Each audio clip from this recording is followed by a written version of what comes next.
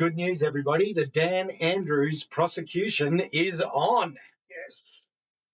G'day, everyone. Welcome to the Bothy. I'm Chris. G'day, I'm Al. Good news today, mate. Oh. Not from the source we expected, No. but a source nonetheless. So for those who aren't aware, very good news over the weekend. It looks like we'll finally see Dan Andrews spend a day at least in court answering all the questions surrounding the bike incident. Yeah. Good news. Very good. So anybody who's not aware, the Meuleman family are pushing for a criminal prosecution of Dan Andrews after they won a civil case against Slater and Gordon with regard to the payout from TAC that Ryan got. So this is really interesting. We're going to go through some details, but before we do that, we'll show a quick grab of a video that they put together, and then we'll give you some details and talk through what the case will look like.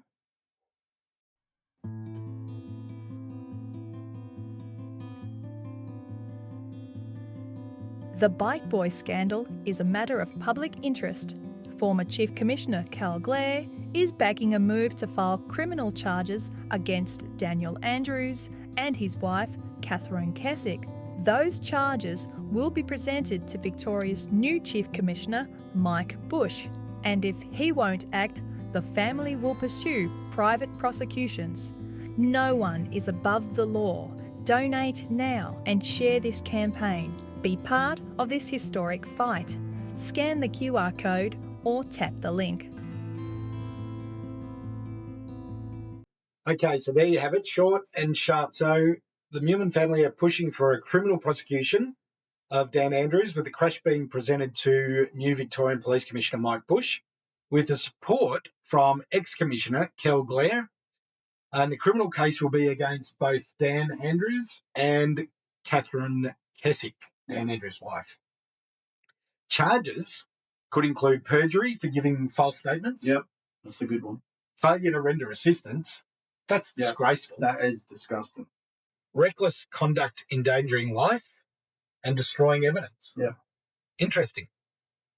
So option 1 is the preferred option, which is a public prosecution through Victoria Police. Yep. Option 2 is a private prosecution from the Meuleman family. Either way leads to a jury trial where there can be no pleas or deals. Yeah, good.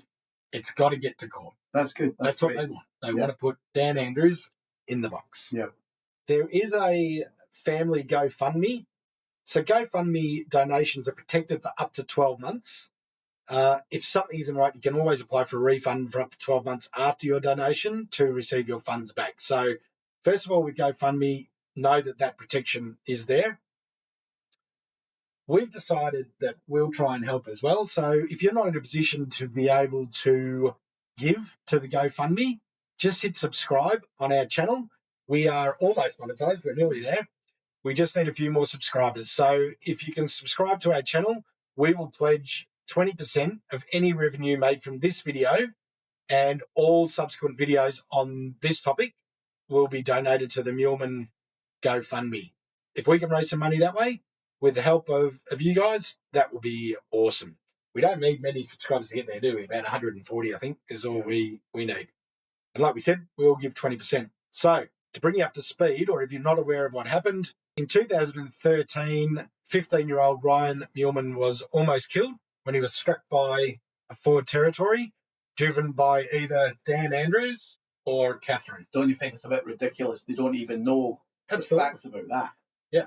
And, well, both parties say they know. Dan says it was Catherine, and Ryan said it was Dan. Yeah. So, but isn't it a thing that if the police get there, the first thing they're meant to do is test them for, alcohol, right? Yeah, didn't happen. It's pathetic. The couple denied responsibility, claiming that Ryan ran into the side of their vehicle, but that pretty much now is proven a lie when you look at the vehicle. Ran the car into Ryan, but there's never been any criminal charges laid. Ryan suffered a collapsed lung, lost 90% of his spleen, suffered internal bleeding and multiple broken bones, including ribs, and he's lived with the trauma ever since, and it has messed his life up. There's no doubt about that, from a physical and a mental position. For sure. We're hoping with some public support, the Meuleman family can get this up and running and get this in front of court as a criminal case. Recently, they won a civil case against Slater and Gordon, Oh, they're all in the same boys' club, aren't they? Very They Labour. look after each other. Yep. And they did win a settlement out of that. Not sure how much settlement was, but this just proves now that they can take the next step because there is more to it. So now the Meulemans are taking the fight up to the couple. Private criminal prosecution against Dan Andrews and Catherine is the last resort. But this time, because it's a criminal trial, like we've mentioned, there's no settlement. It is going to trial. The evidence will be heard, and the family is pushing for a jury to decide. So the support of former Victorian Police Chief Commissioner Cal Blair is really important, and they're getting together a team of highly experienced former police officers to draft criminal charges against Daniel Andrews and Catherine Keswick. These charges will be presented to new Commissioner Mike Bush. If he fails to act, then the family has got the option to pursue private prosecution against Daniel Andrews and his wife. So now this case is about justice. Yeah. Everybody knows something dodgy happened. Exactly right. And the truth wasn't out there for everybody to see. And while it's really important for Ryan and his father, Peter, to get justice, every Victorian and most Australians feel aggrieved about this. Yeah. Yep. They want to see justice as well. So hopefully this isn't the Meulemans fighting this on their own. Hopefully there's a few of us. What is being claimed as far as cover-up is that Catherine Keswick was actually driving the vehicle. This is disputed by Ryan. He hit the windscreen. He saw who was behind the wheel. He's saying it was Dan. Couldn't be verified by Victoria Police because Mr. Andrews drove the vehicle away before any proper inspection could be conducted. I mean, come on. If anybody else other than a politician did that, they'd be getting the ringer. They'd be dragged through the ringer, mate. Absolutely. It's different rules for different fools, mate. Two-tier. The Andrews said that the cyclist T-boned their vehicle, causing the accident. Photos showed that the vehicle collided with the bike. There's damage on the front of the car and the windscreen and the side mirror. They collided with the bike, throwing the cyclist onto the bonnet, onto the windscreen and over the back of the car. And he evidently landed about 8 metres behind the car. So the whole claim about they were doing 20 kilometres an hour, bollocks. Can't be right. Dan Andrews waited 7 minutes to call 000. People who heard the accident had called in their homes before Dan Andrews. That's how they know. Yeah, exactly. That is ridiculous. Why did they wait so long? Well, we'll get to that in a second. The Highway Patrol unit assigned to the crash was stood down and replaced by a constable who falsely claimed she was closer to the scene. Not only was she not closer, she then waited at the police station for another 7 minutes before leaving for the scene. And she was in Rye, so she wasn't Did really she get promoted? She did. Yep. She got an official warning and a promotion for not doing the blood alcohol test. Really? Yeah. And then got promoted? Yeah. That's ridiculous. Police officers didn't inspect the vehicle or perform drug or alcohol testing. No measurements were taken and no photographs were taken, which could have shown that the vehicle was speeding and on the wrong side of the road. What are they going to take photographs of? The car had already left. Well, it hadn't left when they'd arrived. Oh, they drove it after that? Yeah. Police gave him permission to take it away. Oh. Without taking any photos? Yeah. That's weird. It is weird. Claims that Mrs. Andrews gave a statement to police 2 weeks after the incident and that Mr. Andrews gave statements 4 weeks after the incident have been made. Both were prepared written statements. They weren't interviews. There was no interviews conducted. And in parts of those interviews, they were pretty much word for word. They were very, very similar and seemed to be prepared by lawyers. And they just had to sign it. Yep. So Dan Andrews claimed that the bike hit the vehicle, but his triple O call, which we'll now play, clearly states we've hit him. Yeah. Yep. And here is that 000 call. What address, please? On the corner of Ridley Street, Ridley, Yes. and Melbourne Road, Blair, Gowrie. Near the bike path? That's correct, yes. And what's the problem there? Tell me exactly what's happened. We've turned right into Ridley Street and a kid's come flying through on the bike path. Yep. And we've hit him. All right, are you with him now? We are with him now. How old is he? He's a teenager. He'd be 15. 15? Was someone else on the phone to the ambulance maybe? I don't think so. Oh, okay. My wife might be, but No worries. We've just had a job pop in for 10 Redley Street, Blair Gowrie, for a similar thing, for a bike versus car. So I'd Well, that's the one. so you're with him at the moment, obviously. I'm just about 10 metres away trying to get a mobile phone signal. And is he conscious?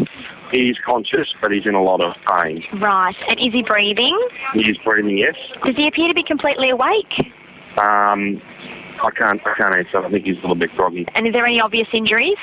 Not that I can see. Is there any serious bleeding? I don't believe so. No worries. Is he complaining of pain anywhere?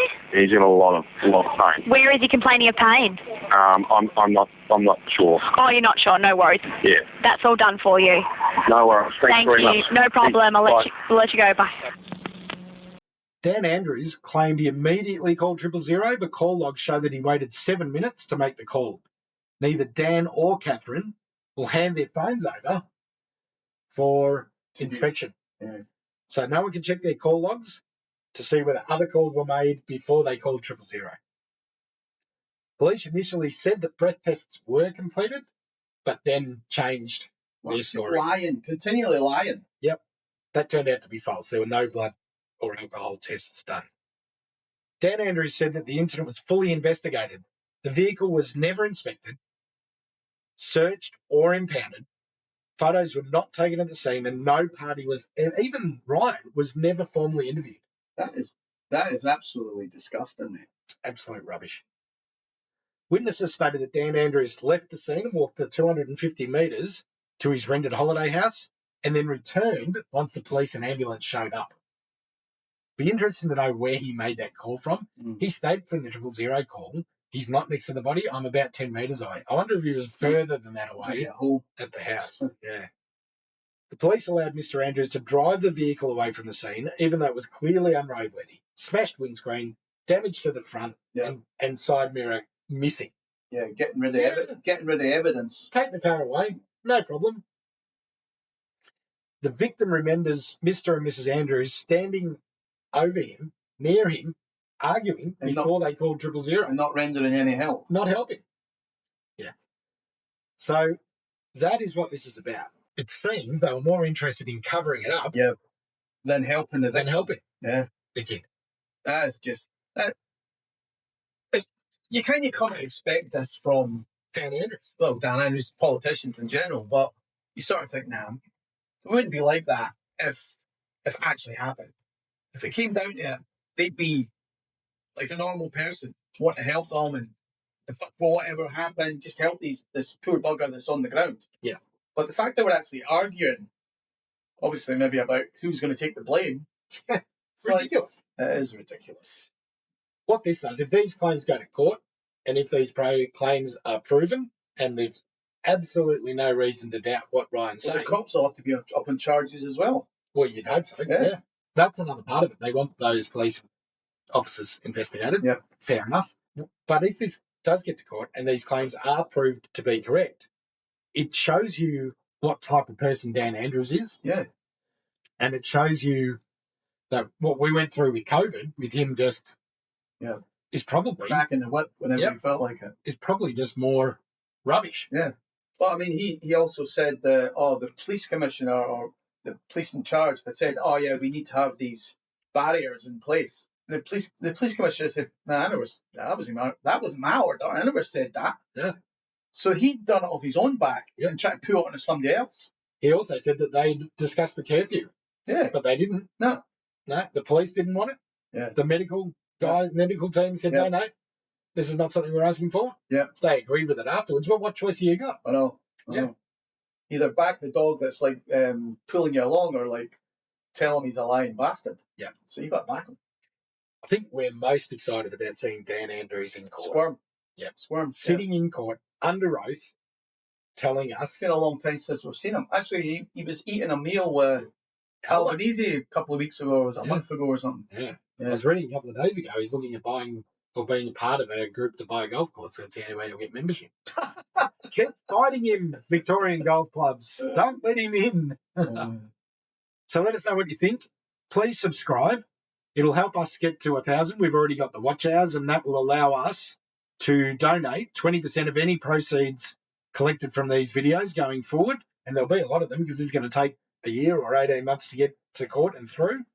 And we'll keep donating off the back of these videos to the Meulemans to try and help them along their way to making as good a case as they possibly can. Yep. All right, let us know what you think. Thanks, guys. See ya.